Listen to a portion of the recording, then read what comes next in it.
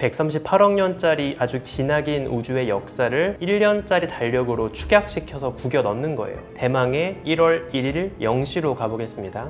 빅뱅이라는 가장 중요한 사건이 벌어지게 되죠. 인간이란 존재는 우주가 방금 딱 구워낸 따끈따끈한 최신 결과물이라고 볼 수 있다는 거죠. 138억 년의 진화 산물이 되는 거예요. 우주를 구성하는 모든 물리학적인 상수들이 왜 하필 이 값으로 딱 세팅되어 있는 걸까? 만약에 우리 우주가 지금보다 중력산수가 조금만이라도 높게 설정되어 있었다면 우리 우주는 지금처럼 예쁜 모습을 절대 갖출 수가 없습니다.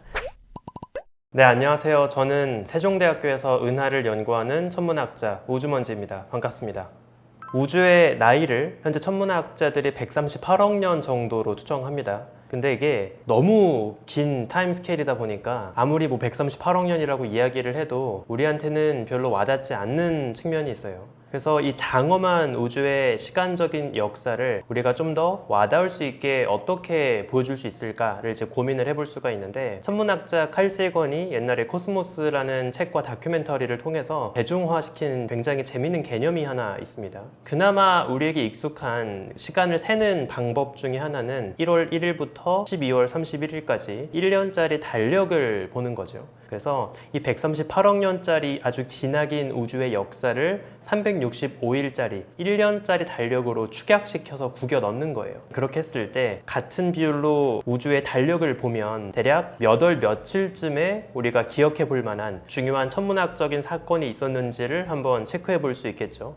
굳이 따지면 우주 달력 안에서 나름 기념일이라고 볼 수 있을 거예요. 우주 달력이 출발하는 1월 1일 0시를 빅뱅으로 하고, 현재 우리가 살고 있는 지금의 시점을 우주 달력의 가장 마지막 순간 12월 31일 밤 자정이라고 하는 겁니다.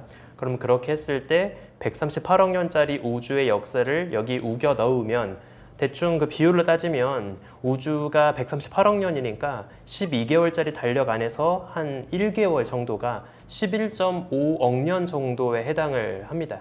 그리고 우주 달력에서 하루의 길이는 대략 한 310만 년 정도에 해당을 하고요. 우주의 전체 나이가 138억 년이기 때문에 이거를 12개월짜리 달력으로 우겨 넣으면 1개월은 대략 11.5억 년 정도에 해당할 겁니다. 실제 우주의 나이로 봤을 때. 그리고 우주 달력 안에서 하루의 길이는 실제 시간으로는 한 310만 년 정도에 해당을 할 거고요. 이거를 계속 이런 식으로 계산하다 보면 우주의 달력 안에서 1초에 해당하는 실제 시간이 430년 정도에 해당을 할 겁니다. 이런 식으로 비율에 맞추어서 우주의 역사를 달력으로 만들어서 한번 1월 1일 빅뱅으로 우주가 탄생했던 순간부터 현재 우리가 지금 살고 있는 12월 31일 마지막 순간이 되기까지 어떤 역사들이 있었는지, 대략 몇 월 며칠 정도쯤에 중요한 사건들이 있었는지를 한번 쭉 따라가 보도록 하겠습니다.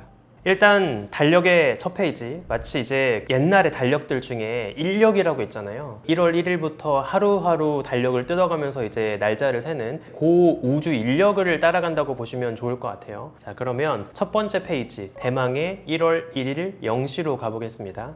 이 순간 오늘날 우리가 이야기하는 빅뱅이라는 가장 중요한 사건이 벌어지게 되죠. 태초에 아무것도 없던 공간 속에서 시간과 공간이 피어오르고 아주 빠르게 우주가 팽창하기 시작을 했습니다. 그래서 우리가 빅뱅 이전에 대해서는 물리학적으로 정의할 수 없기 때문에 명확한 이야기를 하기는 어렵지만, 이 빅뱅 이후에 우주에서 어떤 일이 벌어졌는지 우주의 진화 과정은 우리가 나름대로 명쾌하게 이야기를 해볼 수 있을 것 같아요. 이 빅뱅 직후의 순간은 우주가 극도로 높은 온도와 밀도로 거의 짓이겨져 있던 상태라고 보시면 돼요. 너무 에너지가 높다 보니까 이 기본 입자들조차 안정적으로 서로 응겨붙고 달라붙고 할 수가 없었죠.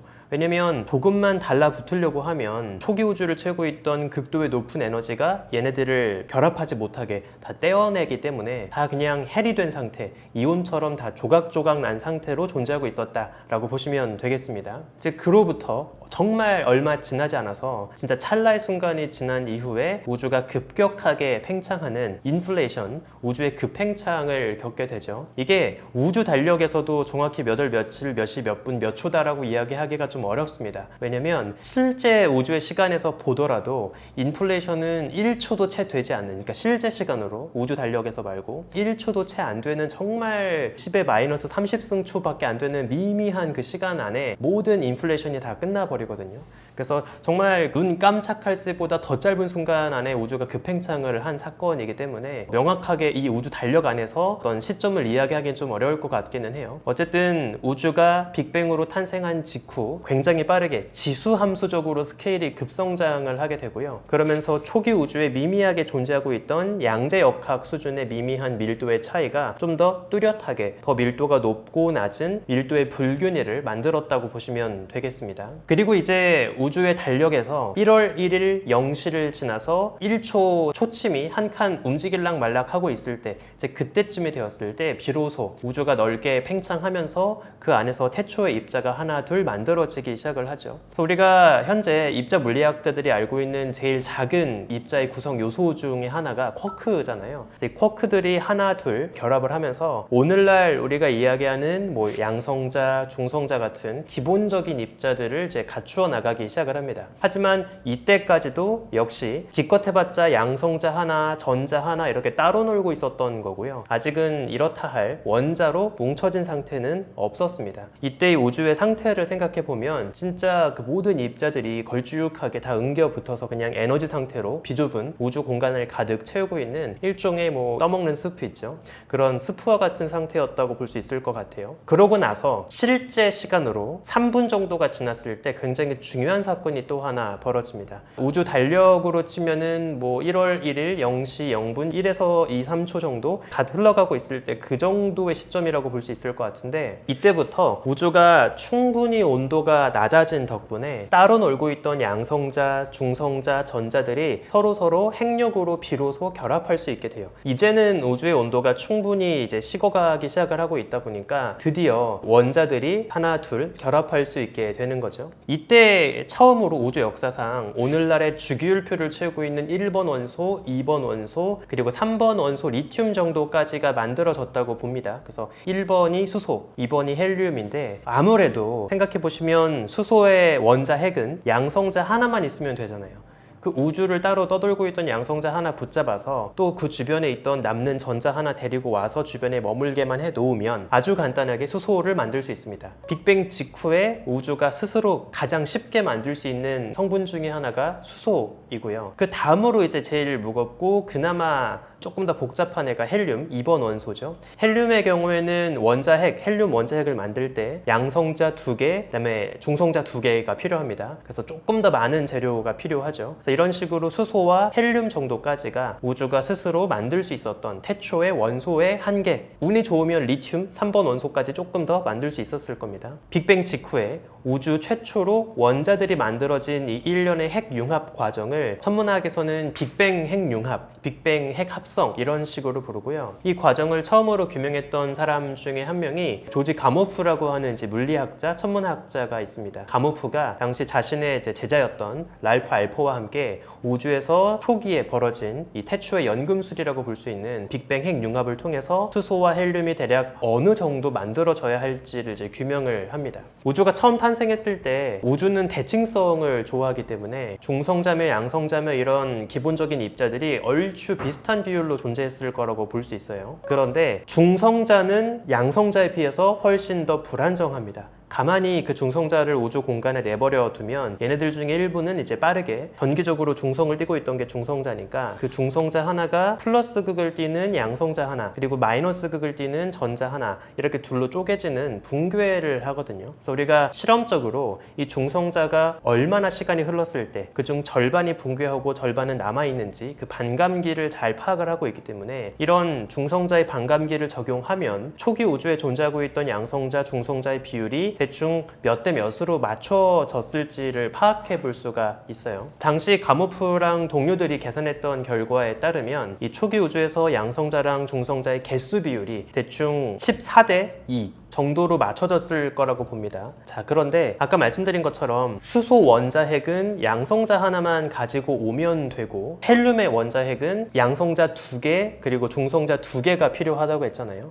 초기 우주에서 세팅된 그 양성자 대 중성자의 개수 비율을 보면 양성자가 14, 중성자가 2 정도의 개수 비율을 이제 분포하고 있었던 거예요. 그러면 이렇게 딱 구슬들이 주어졌을 때 이 재료를 가지고 수소와 헬륨을 최대로 만든다라고 하면 각각 몇 개까지 만들 수 있을까를 생각해 봅시다. 중성자가 일단 2개 정도씩 비율이 있으니까 그럼 요거랑 양성자 2개 가지고 와서 4개의 구슬로 이루어진 헬륨 핵을 만들 수가 있겠죠. 그리고 양성자 2개 써버렸으니까 나머지 남아있는 12개의 양성자들을 가지고 헬륨 핵들을 만들 수가 있을 거예요. 그러면 이제 최종적으로 만들어진 수소와 헬륨의 개수 비율을 보면 수소가 12개 그리고 헬륨이 하나 이런 식으로 이제 개수 비율이 맞춰지겠죠. 근데 이제 말씀드린 것처럼 헬륨 핵은 애초에 양성자랑 중성자 2개씩 거의 엇비슷한 질량을 갖고 있는 기본 입자 4개를 뭉쳐서 만들기 때문에 헬륨 핵 하나의 질량은 수소 핵 하나의 질량보다 4배 정도 더 무겁습니다. 따라서 질량 비율로 보면 초기 우주에 자연스럽게 만들어지는 수소와 헬륨의 질량비는 12대 4, 간단하게 말하면 3대 1 정도의 질량비를 갖게 되는 거죠. 이게 되게 신기한 사실인데 실제 우주 공간을 떠도는 여러 성간 가스 물질들을 우리가 화학 성분을 비교하잖아요. 그러면 그 안에 존재하고 있는 수소와 헬륨의 질량비가 얼추 75대 25, 그러니까 3대 1의 비율을 갖고 있습니다. 우리 우주 공간에 수소와 헬륨의 비율이 딱 이 정도로 맞춰져 있다는 건 빅뱅 핵 합성을 통해서 초기 우주에 어떤 과정이 벌어졌는지, 빅뱅을 통해서 아주 뜨겁게 뭉쳐있던 고온 고밀도의 우주가 서서히 식어가면서 자연스럽게 지금의 수소와 헬륨을 만들었다라는 걸 보여주는 굉장히 중요한 증거일 수 있는 거죠. 현재 빅뱅 이론을 지탱하는 굉장히 중요한 근거 중에 하나로 수소와 헬륨의 비율을 이야기하기도 합니다. 그리고 나서 이렇게 최초의 원소들이 만들어지고 좀 더 시간이 지나서 실제 우주의 나이로 한 38만 년 정도가 지났을 때 또 한 번 중요한 일이 벌어집니다. 이게 이제 우주 달력으로 치면 한 1월 1일 0시 15분 정도에 이제 해당하는 그 시점을 이제 막 벗어난다고 볼 수 있는데 우주의 나이가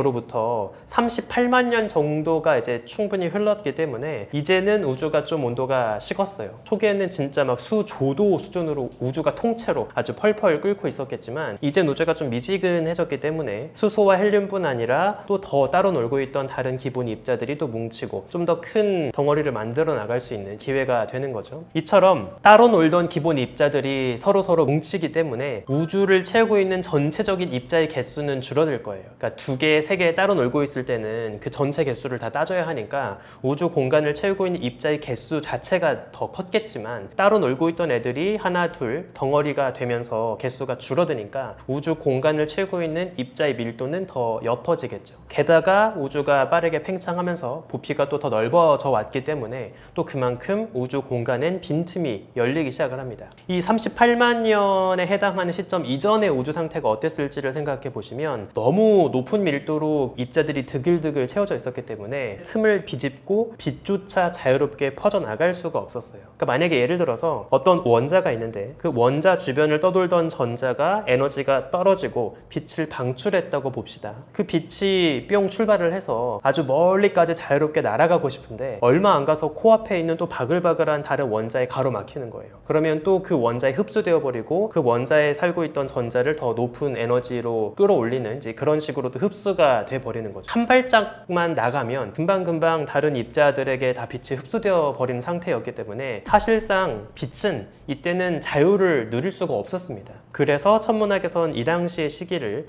빛과 물질, 그러니까 입자로 이루어진 물질이 서로 분리되어 있지 못했다 라고 이야기를 하는 거죠. 너무 짙은 입자들의 안개로 우주가 잔뜩 채워져 있어서 그 안개를 뚫고 멀리 우주 반대쪽에서 빛이 날아오는 것을 볼 수조차 없었던 겁니다. 이제 그러다가 38만 년 정도가 지나고 그렇게 되면 우주의 평균 온도가 한 4,000도 밑으로 떨어지게 되거든요. 비로소 이제 미지근한 별 표면 정도로 우주의 온도가 내려간 겁니다.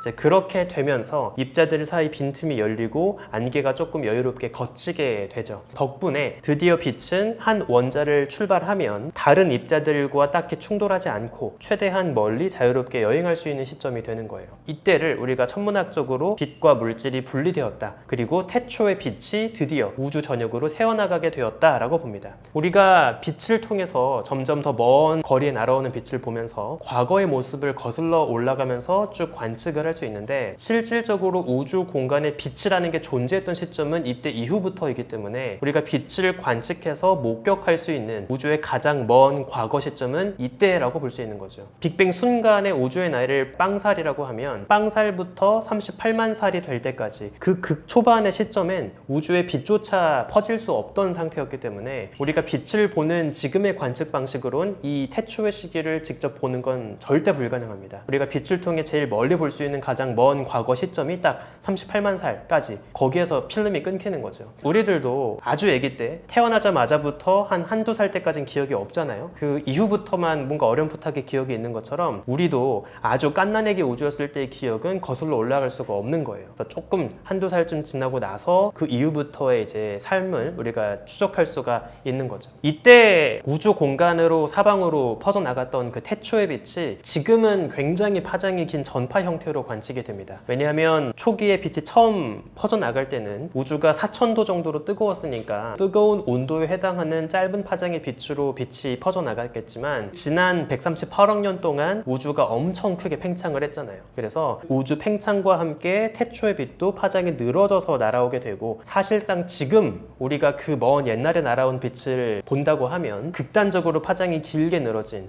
정말 전파 수준으로 아주 길게 늘어진 희미한 빛을 보게 됩니다. 우리가 우주 사방에서 고르게 날아오고 있는 이 미미한 노이즈 수준의 빛을 우주 배경 복사라고 부르고 있죠. 참고로 천문학자들이 우주가 투명해졌다, 빛이 진정한 자유를 누리게 되었다라고 할 때 그 기준을 잡는 굉장히 중요한 근거가 하나 있어요. 보통 어떤 식으로 하냐면, 물리학적으로 빛이 우주의 한쪽 끝에서 출발해서 어떤 입자와도 부딪히지 않고 제일 멀리 퍼져나갈 수 있는 그 한계 거리를 물리학에서는 자유 경로, mean free pass라고 하거든요. 근데 얼마나 자유롭게 한 번도 안 부딪히고 멀리 날아갈 수 있느냐는 그 당시 우주 공간에 입자들이 얼마나 바글바글하게 채워져 있는지에 따라 달라질 겁니다. 입자들이 너무 지나치게 높은 밀도로 채워져 있으면 당연히 자유 경로는 짧아지겠죠. 얼마 못 가서 금방 부딪히고 흡수돼 버릴 테니까. 입자들의 밀도가 거의 횡하다, 텅 비어 있다, 그러면 아무런 충돌 없이 무사히 아주 먼 거리까지 자유 경로가 늘어나게 될 거예요. 그래서 어느 시점을 천문학적으로 빛과 물질이 비로소 분리가 되고 빛이 진정한 자유를 누리게 되었다라고 우리가 인정해 주는 거냐면, 그 특정한 시기에 빛이 가장 멀리 날아갈 수 있었던 자유 경로의 스케일이 그 시점에서의 우주의 지평선 크기와 맞먹을 때, 그때를 우리가 빛의 자유를 얻었다라고 이야기를 합니다. 그때가 되면 드디어 관측 가능한 우주의 반대쪽 끝에서 출발한 빛이 단 한 번의 충돌 없이 그 반대편 끄트머리로 날아갈 수 있다는 거니까 빛이 우주 전역에 고르게 퍼질 수 있는 시점이 되었다라고 이야기를 할 수 있는 거죠. 이제 그러고 나서 한참 동안 우주에는 별다른 이벤트가 없었습니다. 아직은 중력을 통해서 충분히 가스와 물질을 모으고 별을 만들고 은하를 만들고 할 수 없는 아주 극초반의 시절이 있었거든요. 빅뱅 직후 한동안 우주에는 아무런 빛을 내는 광원이 없었기 때문에 그냥 우주가 어두웠을 겁니다. 이 시기를 천문학에서는 우주의 암흑시기, 다크에라 이런 식으로 불러요. 그러다가 좀 더 시간이 지나고 나서 이제 실제 시간으로는 우주의 나이가 한 5억 살 정도를 막 넘어가고 있을 때, 그러니까 우주 달력으로 치면 이제 1월 달 보름 정도에 해당해요. 1월 12일, 13일 정도 이제 전후일 텐데, 그때가 되어서야 드디어 태초의 별, 그리고 태초의 은하라는 게 빚어지기 시작을 합니다. 근데 이 초기 우주에 존재하고 있던 태초의 별들은 지금의 별들과는 많이 달랐을 거예요. 우주가 너무 지금에 비해선 평균 온도가 더 뜨거웠고 별을 만들 때 필요한 최소한의 질량이 더 많이 필요했을 것이기 때문에 이 태초의 별들은 오늘날의 별과 비교하면 압도적으로 질량이 무거웠어야 하거든요. 단적으로 예를 들면 이 최초의 1세대 별들의 평균 질량을 우리가 태양 질량의 한 1000배 정도는 더 무거웠을 거라고 이제 이야기를 합니다. 이 정도로 별의 질량이 무거워지면 그 별 중심에 가하게 되는 압력, 또 엄청나게 높을 것이고, 그러면 별이 붕괴하지 않도록 버티기 위해서 필요한 열, 온도도 엄청 뜨거워야겠죠. 그러면서 내부에서는 아주 폭발적으로 핵 융합이 벌어지게 될 겁니다. 그러다 보니까 태양 질량의 1000배 수준으로 무거운 별들은 진짜 극단적으로 강한 자외선, 아주 강렬한 별빛을 우주 공간에 다 내보내고 있었을 거거든요. 근데 그렇게 되면 그 당시 우주 공간을 떠돌고 있던 수소 원자들이 다 이제 강렬한 자외선 빛을 받아서 쪼개집니다. 다시 이온화가 되는 거죠. 이게 되게 재미있는 현상이에요. 그러니까 아까 말씀드린 것처럼 빅뱅 직후 초기 우주는 우주 자체가 너무 에너지가 높아서 안정적으로 기본 입자를 뭉칠 수가 없었기 때문에 초기에는 잠시 양성자, 전자가 따로 노는, 태초부터 이미 이온화가 된 상태로 우주가 출발을 했잖아요. 이제 그러다가 초반에 잠깐 우주가 팽창하고 열기가 식으면서 따로 놀던 양성자, 전자가 결합을 하고 수소, 헬륨 같은 첫 번째 원소가 만들어집니다. 그런데 다시 얼마 안 가서 우주에서 탄생한 최초의 별들로 인해서 너무 강렬한 별빛을 받은 나머지 이 잠깐 존재하고 있던 대다수의 수소 원자들이 다 다시 쪼개지는 거예요. 그러니까 우주 역사상 다시 두 번째로 우주가 통째로 이온화되는 시기를 겪게 되는 거죠. 천문학에선 이 시기를 재이온화 시기, 우주가 다시 이온화가 되었다라고 부릅니다. 리아이오나이제이션이라고 이제 부르고, 실제로 최근에 우주로 올라갔던 그 제임스 웹 우주망원경이 관측을 통해서 확인하려고 하고 있는 가장 중요한 목적 중에 하나가 이 재이온화 시기를 직접 보겠다는 거예요. 그래서 초기 우주에는 굉장히 강렬한 1세대 별들, 우리가 참고로 천문학에선 이거를 파퓰레이션 3스타, 팝3스타라고 부르거든요. 이 팝3스타가 실제로 있었는지, 또는 이렇게 막대한 가스 구름 속에서 피어난 초기 은하들이 얼마나 강력한 블랙홀을 품고 그 주변의 일대 가스 구름을 통째로 이온화시키고 있었는지, 이런 그 재이온화 현장을 직접 목격하려고 하는 겁니다. 그래서 천문학적으로 아주 중요한 기념일이라고 볼 수 있을 것 같아요. 또 조금 더 시간이 흘러서 우주의 나이가 10억 살 정도를 이제 막 지나갈 때 이제 드디어 1개월 정도가 지나가는 거죠. 1월 말 우주 달력에서 1월 25일 정도가 됩니다. 드디어 우주에서 하나 둘 만들어진 별들이 한대 중력으로 모여들고 초기 은하라고 볼 수 있는, 은하의 씨앗이라고 볼 수 있는 원시 외소 은하들이 만들어지게 됩니다. 이렇게 만들어진 애들이 또 하나하나 서로 중력으로 이끌려서 반죽이 되고 병합하고 성장하면서 오늘날의 우리 은하 정도 되는 아주 커다란 은하로 만들어지게 되는 거죠. 우리 은하가 현재 나이가 한 100억 살쯤 돼요. 그러니까 우주의 나이가 40억 살을 막 넘기고 있을 때 그때 만들어졌다고 볼 수 있고, 따라서 우주의 달력으로 치면 한 3월 15일, 16일 정도쯤에 우리 은하가 만들어졌지 않았을까라고 볼 수 있습니다. 옛날에는 우리 은하 같은 커다란 은하가 그냥 초기 우주에 떠돌고 있던 펑퍼짐한 가스 구름이 한꺼번에 반죽을 해서 만들어졌겠거니 정도로 생각을 했거든요. 근데 오늘날 천문학자들이 발견한 바에 따르면 은하들은 굉장히 일관된 메커니즘에 따라서 덩치를 키우고 성장한 것으로 보여요. 우리가 이걸 뭐라고 하냐면 계층적인 병합 과정이라고 하거든요. 초기 우주에는 굉장히 조그만한 외소 은하들 정도가 있었는데 서로의 중력에 이끌려서 충돌하고 또 덩치를 키워서 별이 2배, 3배 불어나고, 이런 식으로 좀 더 큰 은하, 또 더 큰 은하끼리 또 부딪히고 점차 성장해 나갔을 거라고 봅니다. 은하 간의 병합, 은하의 머징이라고 하는데, 이 은하 간의 병합 과정은 오늘날 우주를 채우고 있는 어지간한 은하들을 만든 굉장히 중요한 진화 메커니즘이라고 볼 수 있고요. 시뮬레이션으로 이 실제 우주를 최대한 묘사하기 위해서 다양한 연구들을 하고 있는데, 그때 천문학자들이 제일 많이 연구하는 내용 중에 하나가 뭐냐면, 은하 하나하나가 어떻게 합체해서 최종 결과물에 존재하고 있는 큼직한 은하까지 성장해 나갔느냐, 일종의 그 은하 버전의 가계도를 그립니다. 이 은하끼리 만나서 성장해서 요 정도 은하가 되고, 또 이 은하가 다른 은하랑 언제 만나서 좀 더 큰 은하가 되고, 이런 식으로 은하들의 병합 과정을 나무까지 가계도 그리는 것처럼 쭉 추적을 하거든요. 천문학에선 이런 표현 기법을 병합나무, 머저트리라고 불러요. 그래서 실제 시뮬레이션을 비롯해서 굉장히 은하의 진화 과정을 추적할 때 아주 중요한 도구라고 볼 수 있습니다. 우리 은하가 이렇게 만들어지고 나서 또 좀 더 시간이 지난 이후, 지금으로부터 한 50억 년 전, 우주의 나이로 치면 우주가 한 90억 살 정도를 막 지나가고 있을 때, 그때 비로소 우리 태양계가 우리 은하 외곽 변두리에서 만들어지게 됩니다. 이 정도면 우주 달력으로 한 8월 31일 정도쯤이 될 거예요. 그래서 8월에서 9월 막 지나가고 있을 때 태양계가 빚어졌다라고 보시면 되고, 또 그로부터 얼마 지나지 않아서 태양을 만들고 남은 찌끄러기, 부스러기들이 또 모여서 우리 지구, 목성, 화성 이런 태양계 행성들을 만들게 되었겠죠. 우리 지구가 만들어진 직후에는 사실 태양계가 아직 교통 정리가 다 안 된 상태였기 때문에 비슷한 크기를 갖고 있는 작은 소천체들, 또 지구 혹은 지구 절반 정도 되는 꽤 큼직한 미소 행성들이 굉장히 많이 태양계 주변을 떠돌고 있었을 거예요. 현재 천문학자들이 추정하는 바에 따르면 딱 지구가 만들어지고 나서 1억 년도 채 되지 않았을 때, 한 44억, 45억 년 전쯤에 지구와 비슷한 궤도를 돌고 있던 화성 정도 되는 크기의 테이아라는 행성이 하나 있었고, 이 테이아가 지구와 꽝 부딪히면서 그때 뿜어져 나간 파편이 지금의 달로 뭉치게 되었다라고 지금 추론을 합니다. 우리 지구는 태어나자마자 딱 1억 년 만에 꽤 격렬한 생일빵을 맞았던 셈이라고 볼 수 있을 것 같아요. 그리고 그 결과 지금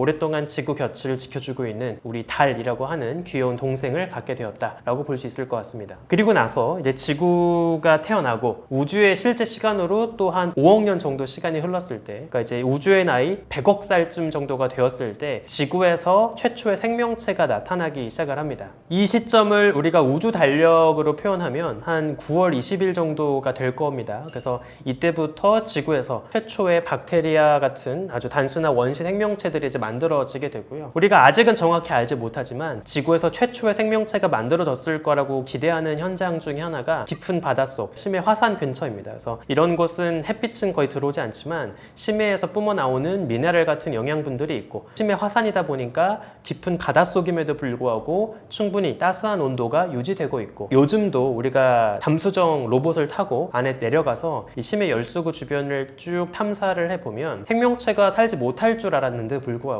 거기에 굉장히 많은 다양한 생명종들이 바글바글 서식하는 것을 확인할 수 있습니다. 그래서 요즘 많은 천문학자, 생물학자들은 이런 심해 열수구가 아마도 우리 지구를 비롯해서 바다를 품고 있는 많은 외계 행성들에서도 최초의 생명체가 만들어지는 가장 유력한 현장이 아닐까, 이런 생각들을 좀 하고 있는 것 같아요. 그리고 이 우주 달력을 또 쭉 페이지를 넘기다 보면 되게 재밌는 사건들이 몇 개 있는데, 딱 절묘하게도 12월 24일에서 25일, 그러니까 크리스마스 이브, 크리스마스 정도가 됐을 때 우주에서 어떤 일이 벌어지냐면 지구에 공룡이 출현을 했습니다. 좀 재밌게 표현하면 공룡은 우주 달력 안에서 우주의 크리스마스 선물이 바로 공룡이었다, 뭐 이렇게 생각해 볼 수 있을 것 같아요. 한동안 이렇게 지구를 군림하던 거대 파충류들은 뜻밖의 지구로 날아왔던 거대한 운석 충돌의 여파를 피할 수가 없었고 결국 싸그리 멸종해 버리죠.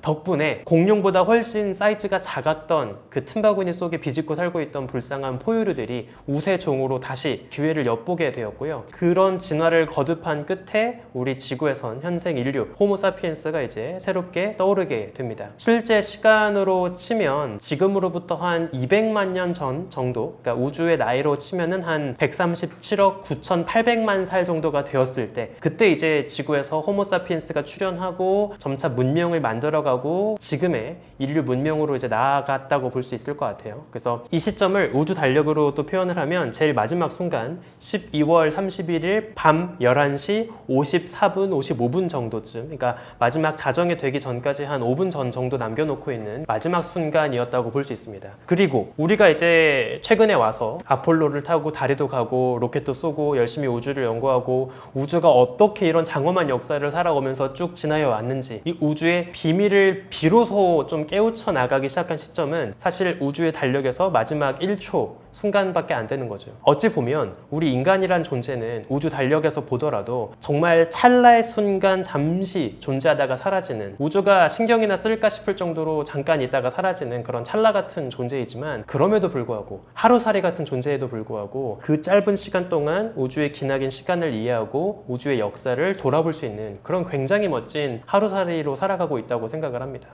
그쵸? 길게 잡아봤자 한 200만 년 뭐 그 이상 정도 좀 될 텐데, 호모사피엔스가 써내려왔다고 하는 그 장엄한 역사는 사실 우주 전체 역사에서 보면은 아주 후딱 지나간 짧은 시간인 거죠. 그래서 우주 달력은 전 되게 매력적인 도구라고 생각을 하는 게, 우리 인간이라는 존재, 나라는 존재를 굉장히 긴 시간 스케일에서 생각해 볼 수 있게 만드는 것 같아요. 기껏 해봤자 인간의 역사 관점에서만 나를 생각하고 정의하면 내가 누릴 수 있는, 나에게 주어진 역사는 고작 해봤자 수백 년, 길어야 수천, 수만 년, 아무리 길어도 수백만 년 정도 스케일밖에 안 되잖아요. 그런데 우주 달력을 생각해 보면 결국 지금의 지구, 지금의 인류가 있기 위해서 138억 년 동안 우주가 탄생하고 은하가 만들어지고 지구가 태어나고 하는 그 모든 우주의 진화적 과정이 필요했다고도 볼 수 있거든요. 그러니까 나는 순식간에 고작 수천, 수만 년의 진화의 산물이 아니라 138억 년의 진화 산물이 되는 거예요. 그러니까 좀 재밌게 표현하면 인간이란 존재는 우주가 지난 138억 년의 기나긴 공정 과정 끝에 방금 딱 구워낸 따끈따끈한 최신 결과물이라고 볼 수 있다는 거죠.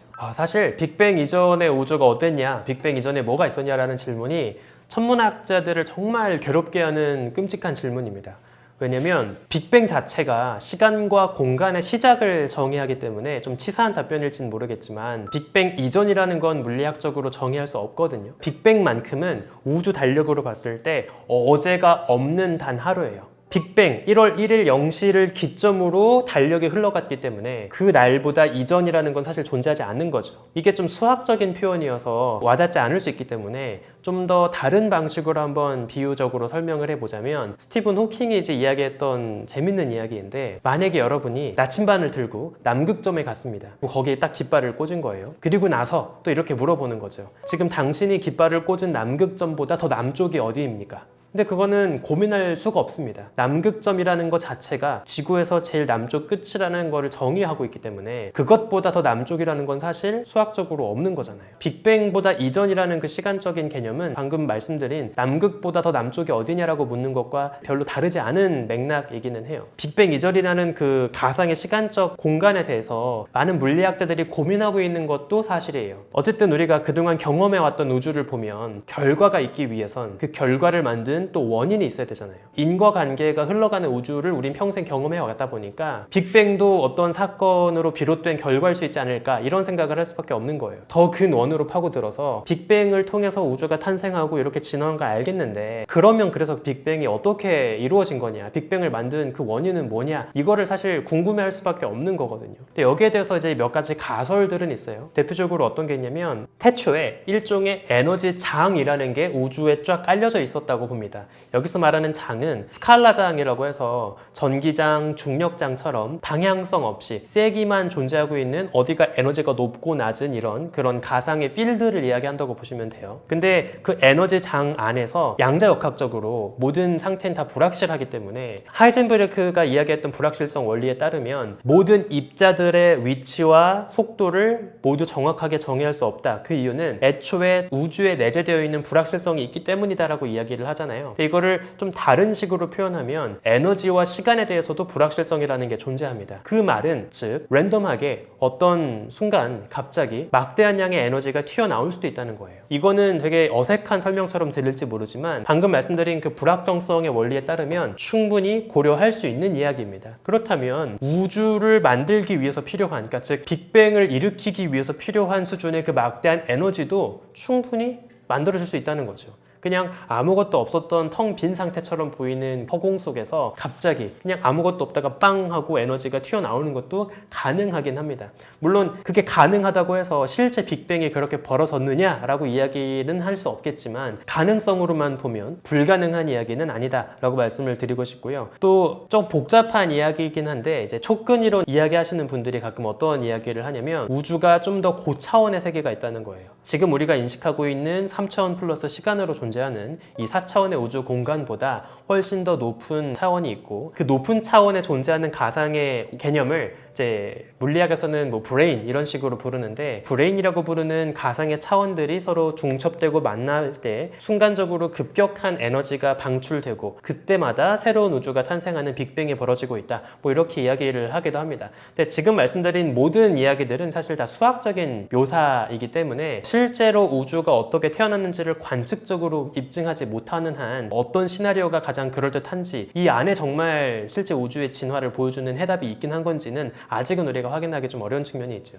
우주가 이제 미세하게 조정되어 있다, 파인 튜닝 되어 있다는 이야기는 지금도 많은 물리학자, 천문학자들이 고민하고 논증하는 되게 재미있는 철학적인 이슈 중에 하나입니다. 물리학자 프리먼 다이슨도 이제 이런 이야기를 한 적이 있는데 어떤 뜻이냐면 우주를 구성하는 굉장히 다양한 물리 상수들이 있어요. 뭐 예를 들면 중력 상수 6.67 곱하기 10의 마이너스 11승 어쩌고 저쩌고 쭉 하는 중력 상수도 있고, 또는 뭐 양성자와 전자 같은 기본 입자들의 질량 비율, 빛의 속도 이런 식으로 여러분들 과학 교과서 같은 거 보면 맨 뒤 부록 같은 페이지에 엄청나게 작은 글씨로 온갖 기호와 숫자가 쫙 써 있는 칸들이 있잖아요. 근데 거기에서 볼 수 있는 다양한 물리 상수들이 있단 말이에요. 근데 이제 이런 생각을 해볼 수 있죠. 왜 하필 그 상수들은 딱 그 값을 갖고 있을까? 플랑크 상수며 볼츠만 상수며 빛의 속도며 양성자 질량이며 중력 상수며 하는 그 모든 물리학적인 상수들이 왜 하필 이 값으로 딱 세팅되어 있는 걸까? 이 질문을 하는 거예요. 좀 재밌는 생각을 하나 해봅시다. 만약에 어떤 절대적인 존재가 우주를 막 재미삼아 만들고 있는 거죠. 그래서 각각의 물리 상수를 다이얼을 돌려가면서 빵 굽듯이 막 여러 가지 다양한 우주를 굽고 있는 거예요. 근데 만약에 우리 우주가 지금보다 중력 산수가 조금만이라도 높게 설정되어 있었다면, 조금만 다이얼을 더 큰 쪽으로 돌려서 우주를 만들었다면 우리 우주는 지금처럼 예쁜 모습을 절대 갖출 수가 없습니다. 중력 상수가 조금만 더 강하면 중력이 강하기 때문에 더 강한 중력으로 주변 물질을 빠르게 끌어모았겠죠. 그러면 우주 공간은 지금처럼 비대하게 부풀 수가 없었을 거예요. 대신 얼마 지나지 않아서 빠르게 자체 중력으로 붕괴하고 뿅 하고 사라졌겠죠. 예를 들어서 간단하게 계산해보면 만약에 중력 상수가 뭐 지금보다 0.1%만 더 컸다? 그러면 우주는 수백만 년 안에 붕괴했을 겁니다. 지금처럼 138억 년째 안정적으로 딱 거뜬하게 존재할 수조차 없었던 거죠. 그래서 이런 질문을 하는 거예요. 어떻게 이렇게 절묘하게 우주의 모든 상수가 예쁘게 세팅되어서 우리가 이토록 아름답고 안정된 우주를 볼 수 있는 거냐? 이거 너무 어색하다. 마치 누군가 의도적으로 우주의 모든 세팅값을 다 설정해 놓은, 미세 조정을 해 놓은 것처럼 보인다. 뭐 이제 이런 이야기들을 하는 겁니다. 근데 관습적으로 천문학자, 물리학자들은 이런 좀 애독한 가설에 별로 동의하지 않는 측면이 있어요.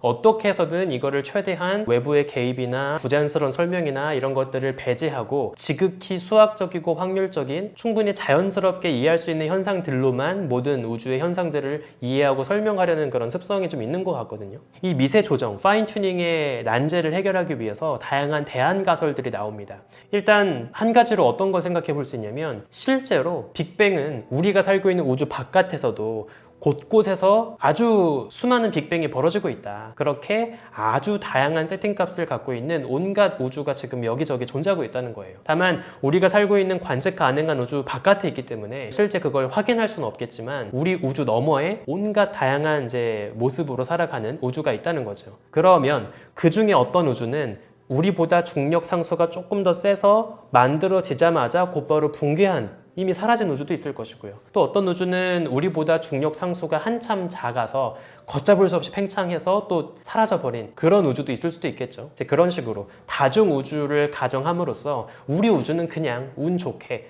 좋은 세팅값으로 설정된 우주로 살아가고 있을 뿐이다 라고 이야기해 볼 수도 있을 거예요. 그리고 여기에서 조금 더 확장된 굉장히 재밌는 철학적 논증이 하나 있습니다. 잘 생각해 보시면 아까 말씀드린 것처럼 물리 상수가 우리와 조금이라도 달랐다면 그 우주는 안정될 수가 없기 때문에 지금처럼 오랫동안 우주가 버틸 수도 없고, 또는 반대로 너무 지나치게 팽창한 나머지 안정된 별과 은하를 만들지 못하고 생명체조차 없을 수도 있겠죠. 그런 우주라면 애초에 왜 우리 우주가 이런 모습일까를 고민하고 살아가는 지적 생명체 자체가 없을 겁니다. 생각해보시면 우주가 딱 지금 우리가 살고 있는 이 아름다운 우주처럼 적절한 물리 상수로 세팅이 되어 있었어야 애초에. 그래야 그 안에 안정되게 생명체가 탄생하고 또 지적 생명체까지 진화하고, 그러고 나서 본인들이 살고 있는 우주의 모습을 고민하며 살아가는 우리 인간 같은 존재가 태어날 수 있다는 거잖아요. 그러니까 우리가 살고 있다는 것 자체가 애초에 우리는 이런 우주밖에 볼 수밖에 없다는 거예요. 이런 개념을 천문학에서는 뭐 인본 원리, 인류 원리 이런 식으로 부릅니다. 뭐 굳이 고민할 필요 없다. 애초에 우리가 여기 살고 있다는 것 자체가 우리에게 주어진 우주가 이럴 수밖에 없기 때문에, 우리가 이렇게 우주에 살아가고 우주를 고민하고 이렇게 살아있으려면 애초에 우리가 살고 있는 우주가 그런 예쁜 우주일 수밖에 없다 라고 이제 이야기를 하는 겁니다.